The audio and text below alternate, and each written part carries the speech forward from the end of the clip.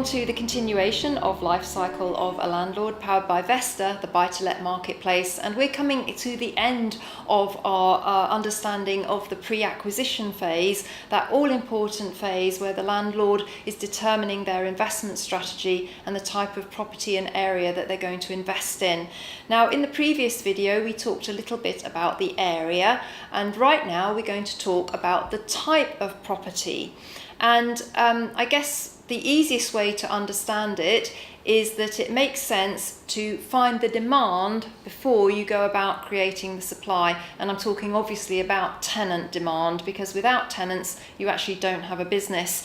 So most people create the supply and then hope there's a demand. That's pretty risky. We say do it the other way around, and that is research the demand before you go around creating the supply.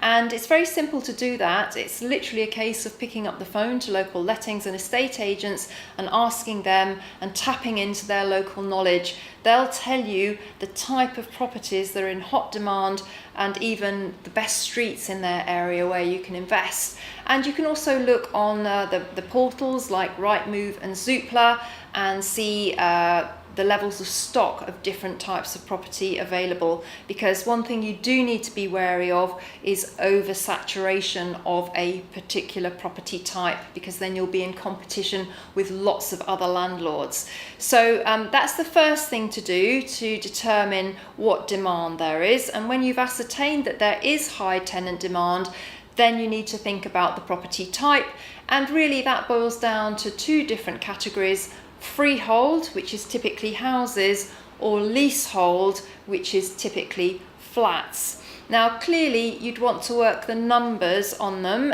to see which is best for you, but what I would say is with leasehold properties, they do come with service charges, and they can be quite significant, and these service charges will bite into your month-on-month cash flow, so that's really worth bearing in mind. And clearly also with freehold houses, there are no service charges or ground rents, so your cash flow tends to be better on a month-on-month basis. So those are the key things to look out for, and stay tuned for more hints and tips as the life cycle of a landlord continues.